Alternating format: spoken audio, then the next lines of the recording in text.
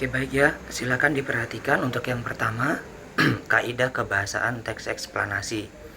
Nah, di dalam kaidah kebahasaan teks eksplanasi, kita mengenal adanya pemakaian kalimat pasif. Nah, ini sebelumnya Pak Guru juga sudah menjelaskan ya, apa itu kalimat pasif.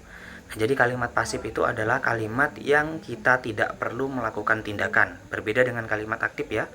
Kalau kalimat aktif, kita diminta untuk melakukan suatu tindakan. Contohnya bagaimana kalimat pasif itu? Nah, contohnya dalam kalimat pasif itu adalah ketika ada kata yang diawali dengan di. Nah, misalnya diterima, kemudian dilakukan, kemudian disapu, ditulis, digambar. Nah, itu kita tidak diminta untuk melakukan sesuatu. Tetapi ketika kalimat aktif, nah kalimat aktif itu meminta kita untuk melakukan sesuatu. Contohnya bagaimana?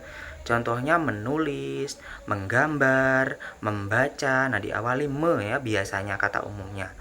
Nah, jadi kalau kita misalkan bisakah kamu menyapu lantai itu? Nah, itu merupakan kalimat aktif ya, menyapu. Di situ ada kata menyapu terutama kata kerjanya.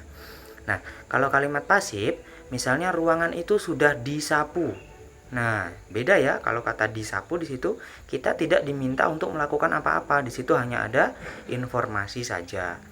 Nah, kemudian yang kedua ada di dalam kaidah kebahasaan teks eksplanasi itu dikatakan ada konjugasi kausal dan waktu. Nah, di sini maksudnya konjugasi itu adalah konjungsi ya. Jadi ada contoh-contoh konjungsi kausal dan konjungsi waktu.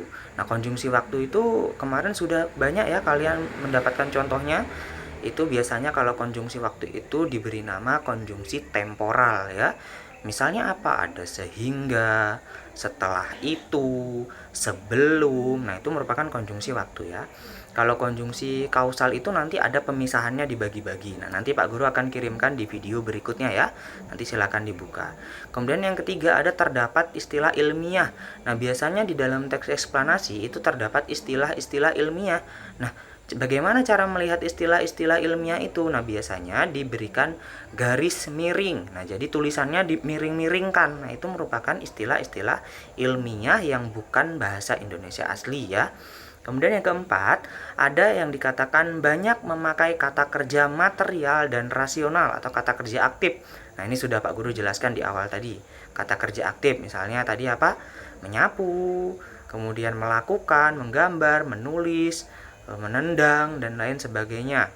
Nah, kemudian bersifat informatif. Nah, bersifat informatif artinya apa?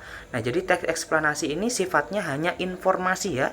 Jadi bukan meminta kita untuk melakukan sesuatu, tetapi hanya menginformasikan terkait kejadian-kejadian atau fenomena-fenomena yang terjadi di lingkungan, baik itu fenomena alam, fenomena sosial, maupun fenomena budaya. Nah, untuk penjelasan konjungsi kausal dan waktu nanti Pak Guru jelaskan di video berikutnya. Silakan diperhatikan nanti ya.